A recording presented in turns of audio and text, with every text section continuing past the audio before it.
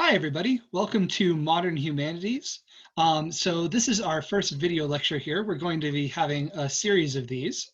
Pretty much every Tuesday and Thursday, I'm going to try and put some new ones up. And these are going to be based on the chapters from the textbook. If you haven't seen the textbook yet, it should look something like this.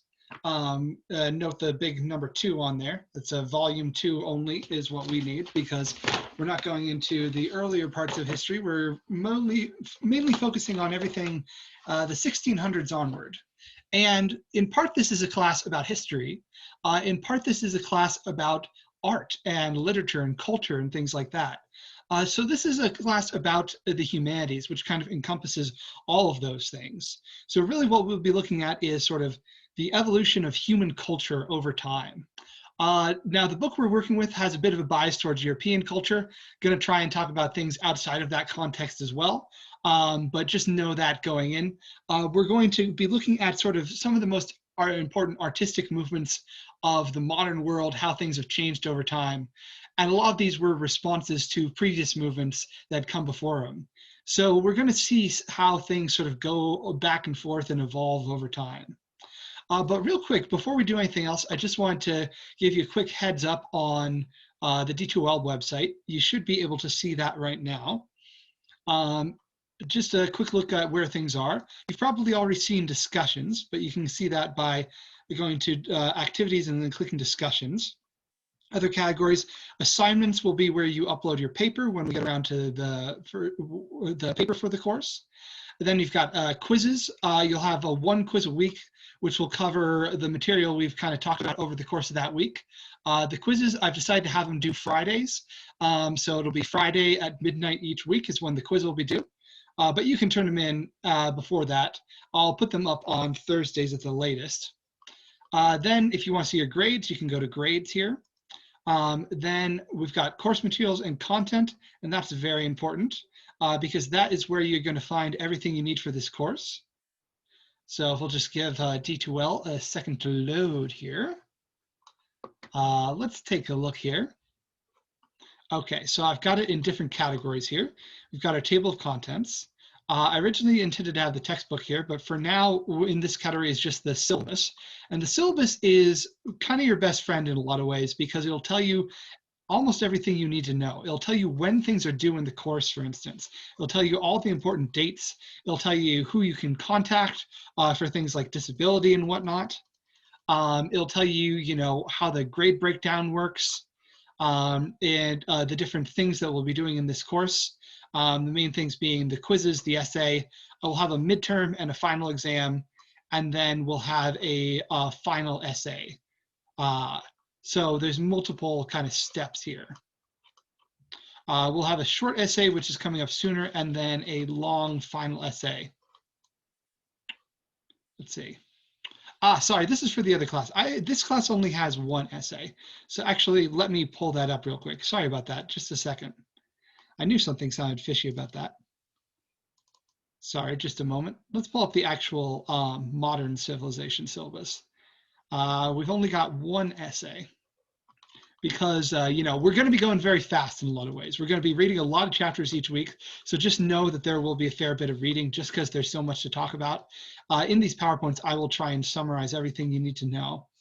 But the essay, the one essay is due basically at the end of class. You'll have an opportunity to get feedback on it. It's going to be a research paper where you get the chance to investigate things on your own, do a little research, then we'll come back and we'll discuss. I'll give you feedback and your classmates will give you feedback. So those are the big things. The one essay, 2 exams, the quizzes, and you'll want to be part of the discussion questions and and just general sort of attendance. So discussion questions will be how you get credit for participation, and then I'll also be using that level of engagement to keep track of who is attending the course. So that should be pretty straightforward, but here again is a look at the actual schedule. So basically every week, Tuesdays you'll have a video lecture, and then Tuesday a discussion will be posted. That discussion will be due Well, I've decided to have this first one due by Friday, but after this week, they're going to be due by Thursday.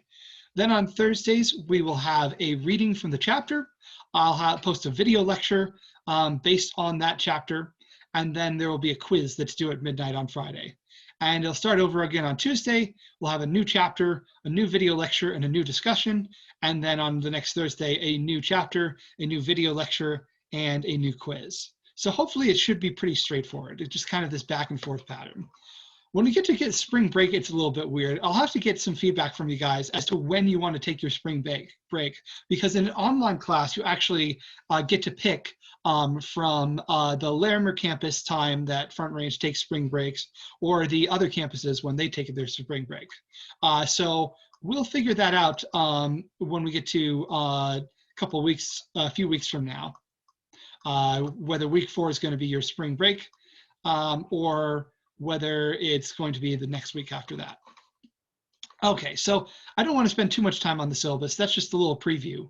But these are sort of the main things for the class, and you can read about all the details there. You can also see the prompts for the essays if you ever need those. So everything should be right here. Okay, so moving away from the syllabus here, what are we actually going to discuss in this class? We're going to discuss a lot of cool stuff. Like I said, we're focusing on the period from the 1600s to the modern day. And our goal will be to see how human culture evolves over time. So what I want to start with today is the scientific revolution and the time period known as the Enlightenment. Both of these took place in the 1600s, and they kind of played off each other. The scientific revolution was sort of a moment where a lot of important scientific discoveries were made. And then the Enlightenment was a moment in history when people started rethinking a lot of things philosophically, started wondering, like, how do we make the best human society? Do people have natural inalienable rights and stuff like that? What does it mean to exist? What should the nature of human existence be? All that kind of stuff. Some important questions were asked, and we moved forward in a lot of ways because of the asking of those questions. Although, as we're going to see next week, maybe we didn't move forward enough. But for now, let's say that some important discoveries were made. So this week I had you read chapter 24, and that's what the first quiz is going to be on. But in this, I've incorporated some stuff from chapter 23 of the book and chapter 24 of the book. So I'm going to talk about all of those different things today. But the Enlightenment and the scientific revolution played off of each other. The scientific revolution, inspired all these new discoveries. The Enlightenment tried to reckon with the implications of these discoveries, causing people to think, oh, maybe our place in the universe is a little bit different than we thought it was. So that's part of it.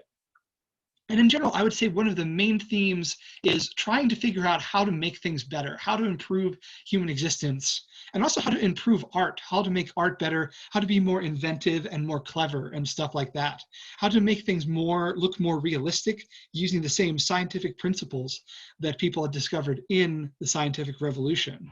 So like I said, these things go back and forth, which is kind of why I'm taking them together. Okay, but let's dig into it a little bit more. The scientific revolution. We're saying that there are some important scientific discoveries that kind of rocked people's foundations. Well, what were these scientific discoveries? Let's take a look. One of the big ones was the works of Copernicus, Newton, and Galileo. And you may have heard of all of these guys. But usually when we talk about scientific revolution, we're talking about kind of Copernicus in 1543 being the one to start off, having Galileo after that, and ending in Sir Isaac Newton. So up until this point, some ideas about the universe, some ideas about science and stuff like that had been kind of fixed. They had been kind of fossilized, and people were kind of uncomfortable questioning them. In large part, this had to do with the church, with the sort of Roman Catholic Church during the Middle Ages. The Roman Catholic Church had said, basically, we've got everything figured out, and you don't want to investigate any further into these things. Instead, you should have faith in God. Basically, instead of trying to figure out what's the universe made of, how does it work? How does something like a cloud work? How does something like a rock or a stone work? Well, the standard church answer would be, don't worry about it. It comes from God. Let's not press too much into this type of stuff. Now that's a bit of an oversimplification, but one thing that did change between the Middle Ages and the scientific revolution was the level at which people were able to and felt comfortable engaging with these type of questions, saying, okay, but if we don't just say it comes from God, how would we figure out what's going on here? How would we figure out what a cloud is, or what a planet is, or what a star is? You know, how would we figure out how things work? And so one major shift happened in the 1200s. Some scholars started saying in the Middle Ages, we can reconcile God and logic. God is not going to be separate from logic. God is going to be a very logical being. And so you get scholars like Thomas Aquinas who are, you know, willing to kind of bring those things together. Then in the Renaissance, which was around the 1300s to the 1500s, you saw even more of that kind of investigation. You also saw more of an interest in Greek and Roman art and philosophy, kind of a feeling of revival, bringing it back. Although they didn't quite think of it as a new thing at the time, they thought of it as just kind of going back to basics. And the basics of Greece and Rome were very important because that time period saw a lot of philosophers trying to understand the world. They came up with ideas like, oh, maybe in the beginning everything was all made out of water, and then water took different forms.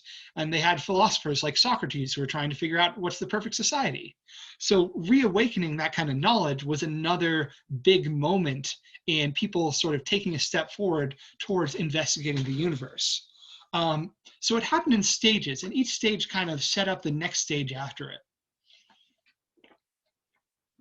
because it allowed people to think about more things and to investigate answers using more logic and not as much relying on faith in God.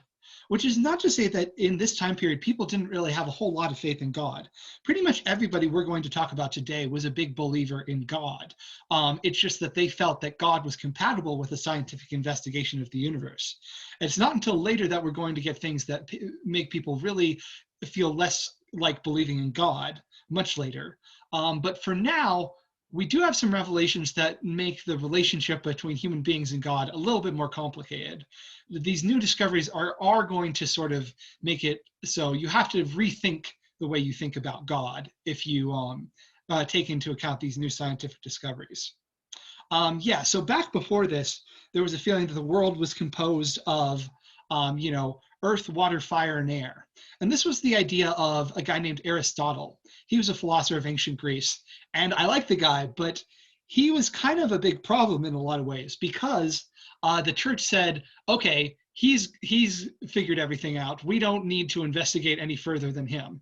So they kind of hung him up on the wall as like, he's got it. He's all you need when it comes to a scientific or logical understanding of the universe.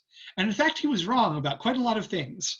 For instance, you know, earth, water, fire, and air is not sort of the way we understand. It might be the way we understand symbolically certain things, but it's not the way we understand what things are made of. We talk about the modern elements instead. And Aristotle had ideas about the different parts of the body, which were called humors. And he had ideas about, you know, the way astronomy worked, basically involving the Earth being at the center of the universe and everything going around it. So the problem is, as much as Aristotle was a very scientific, logical guy, if you can't question anything, you know, then you're going to be stuck with a view of reality that is false. And so modern scientific investigation involves being willing to question your beliefs. But we haven't quite got there yet. So we had all these ideas that were baked in by Aristotle, who was honestly good at biology, and a lot of his other ideas were not as good. And so people started coming up with new ways of thinking about things. For instance, Copernicus made examinations of the sky, and he proposed a heliocentric theory, that the sun was actually at the center of the solar system and not the earth, and that the earth actually moved and went around the sun. But this conflicted with some things that were said in the Bible. For instance, there is a famous passage where, I think it's Jeremiah, he prays to God and God stops the sun from moving in the sky. And so people would point to that and say, aha, you see, it says the sun is moving, not the earth.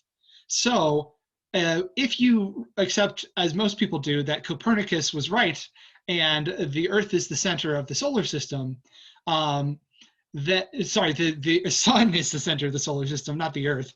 That the sun, if you accept that Copernicus was right and the sun is at the center, then you have to be willing to acknowledge that some things in the Bible need to be reinterpreted or taken with a grain of salt. And this definitely made some people uncomfortable. Moving further on from that, one piece of Greek and Roman knowledge that had been rediscovered was the idea of atoms. Now, the Greeks had sort of proposed this as like, there's a small piece that can't be cut any further. Atomos means you unable to be cut down. This isn't quite true of atoms, but in a certain way it is, because atoms are the smallest pieces that give different elements their qualities. And in the time of Sir Isaac Newton, they started to think about this stuff again and started to say, yeah, this seems pretty plausible. Instead of earth, water, and fire and air, what if there's atoms of different kinds of substances, different kinds of elements? During this time period, around the 1700s, by the 1700s, they had also rejected a lot of the time the idea of demonic possession, saying, no, when people have seizures, that's not a demonic possession, that's based on some kind of disease that they have. And so in general, Newton's time period and the time periods before were increasingly interested in saying we should investigate our ideas and try and prove them, which is a big shift. I think that is kind of the core shift. Even after the Renaissance, they didn't quite have that in the Renaissance. This is the core shift into the scientific revolution time period. Let's test things out and figure out, are we actually right about the things that we think that we know? So yes, there had been some people suspecting that Copernicus's ideas might be a direction worth looking into, that the old system, which had to do with a fellow named Ptolemy as well, another Greek named Ptolemy, or really he was a Roman, but doesn't matter too much, that it didn't quite work out. And so they were trying to explain how the movements of the planets around the sky, how did that actually work? Because they couldn't quite figure it out how to make it work mathematically, because they had no thing that would explain it 100%. And so Copernicus puts forth his idea of the heliocentric theory. Earth rotates on its axis and it orbits the sun.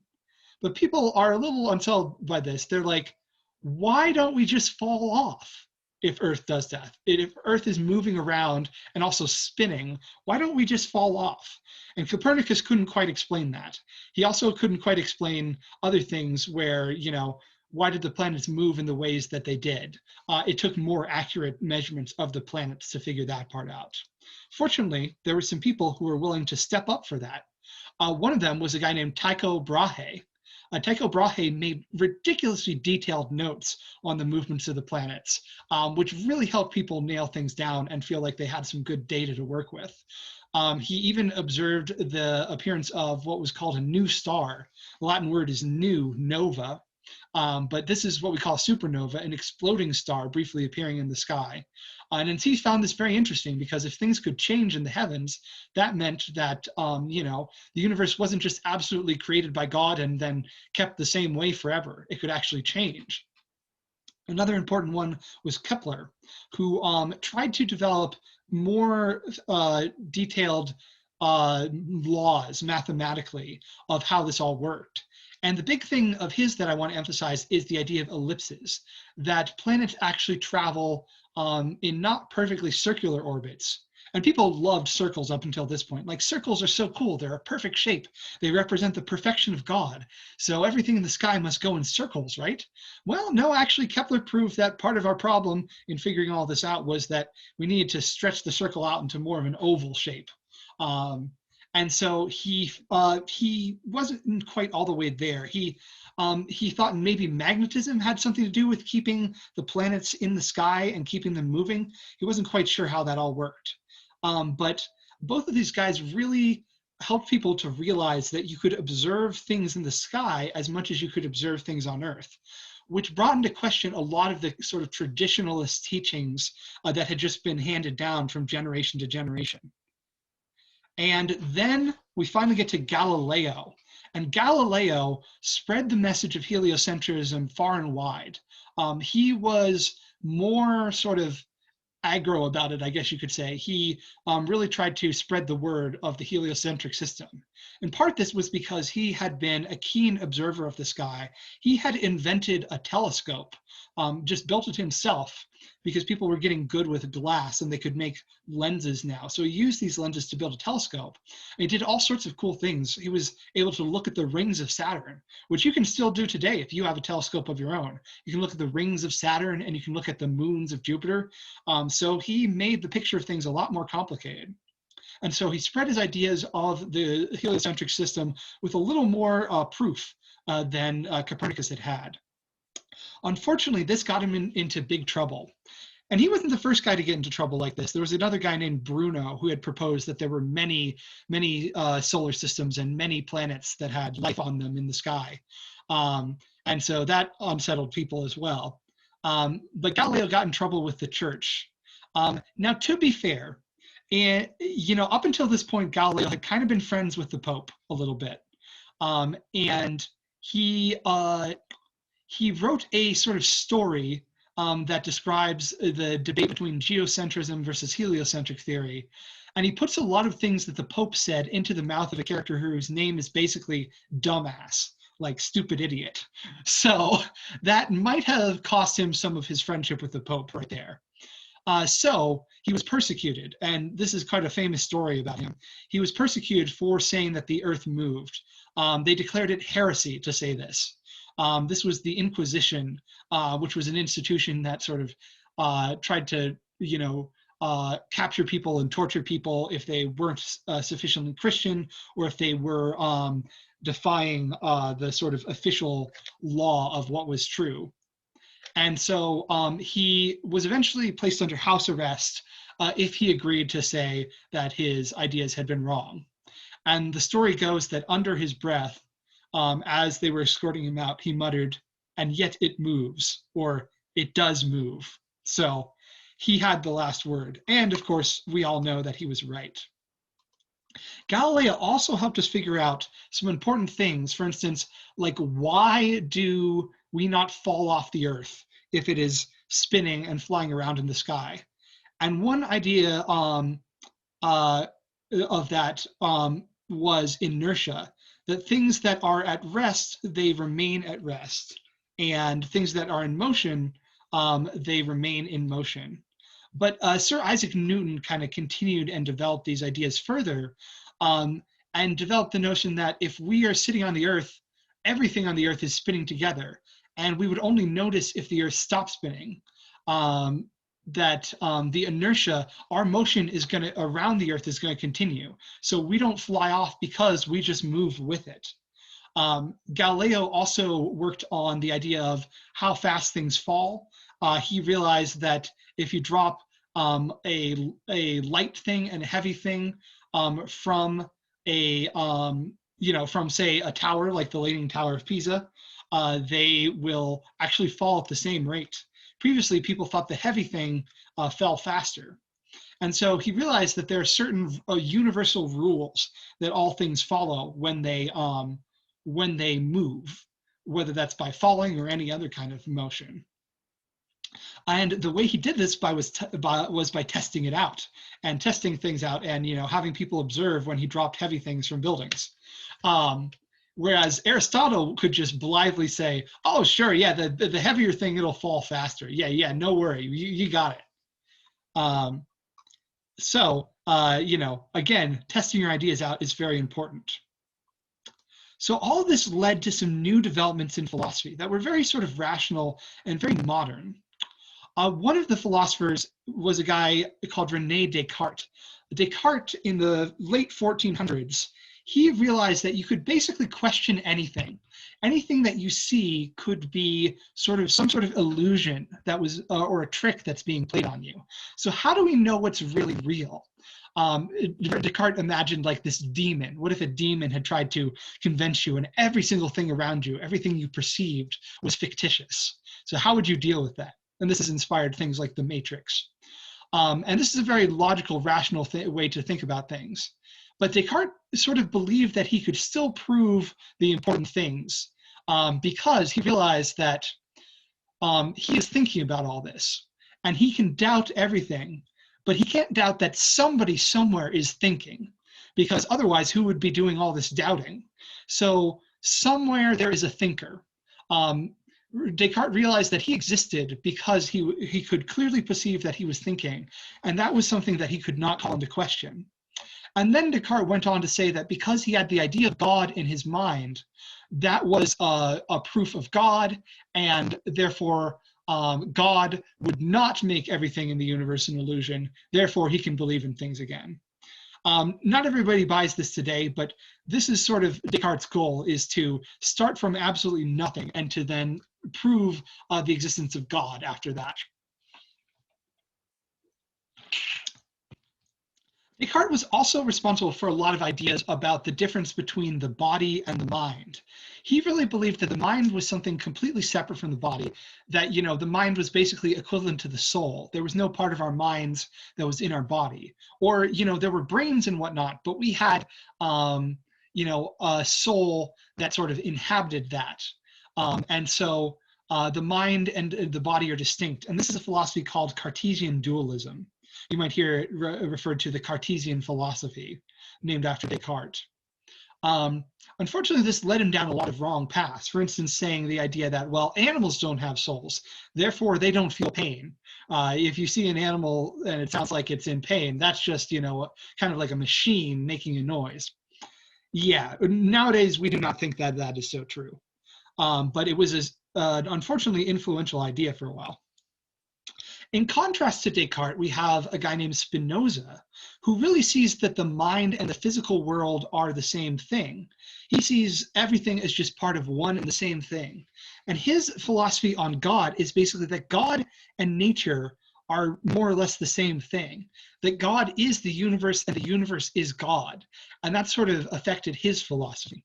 He also believed in rejecting labels like good or bad and saying that things were more relative than that things weren't intrinsically good or bad, we just made them so by our interpretation of them. A very popular religious idea during this time period as well was the idea of deism. This is sometimes described as like the watchmaker god, and it's still kind of popular today in certain ways.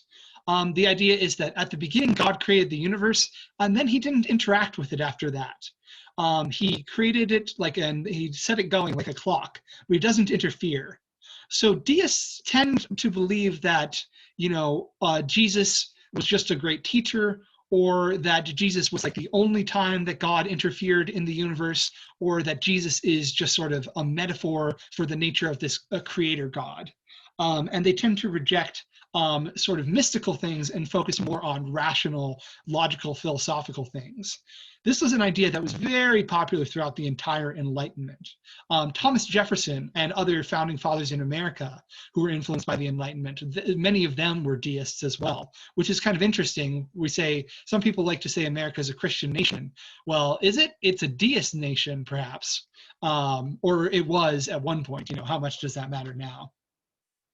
Some more philosophers I want to mention are Pascal and Locke. Pascal, you might have heard of Pascal's wager. Pascal's wager is basically the idea that because the reward for believing in God, in the Christian idea of things anyway, is so high, you should believe in God. Basically, according to Pascal, you know, it's why not? Because if you don't believe in God, then there's a chance that you lose everything and gain nothing. But if you do believe in God, then there's a chance you'll get everything. But if it turns out not to be true, then, you know, no loss.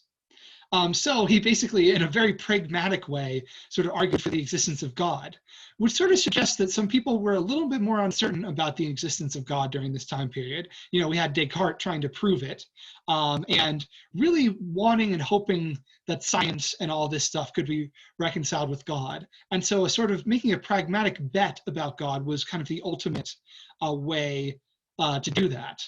Of course, the counterpoint, I guess, would be is, you know, if you only have one existence, you know, maybe you don't want to spend it on being religious. That would be the counterpoint to Pascal. But his wager is pretty famous. Then the last big philosopher I want to mention for now is John Locke. John Locke was an interesting guy. He really was all about political philosophy. So he had a notion of why do people exist in a society? How does that work? How does any of that, why do people let themselves be governed by a ruler, by a king or by a president? He argued that it was because they had kind of a social contract, an agreement with the ruler. If the ruler treated them well, was a good ruler, then that ruler should be in charge. But if the ruler did not, that was when revolutions would happen and the ruler would be overthrown. This is the idea of governing by the consent of the governed. You have to give a leader permission. And of course, with kings, you ultimately can't give them complete permission. So this helped sort of lead to the idea of figures like presidents and whatnot. A democratic society was very influenced by the ideas of John Locke. Take Thomas Jefferson. John Locke wrote that all people have the rights to life, liberty, and property.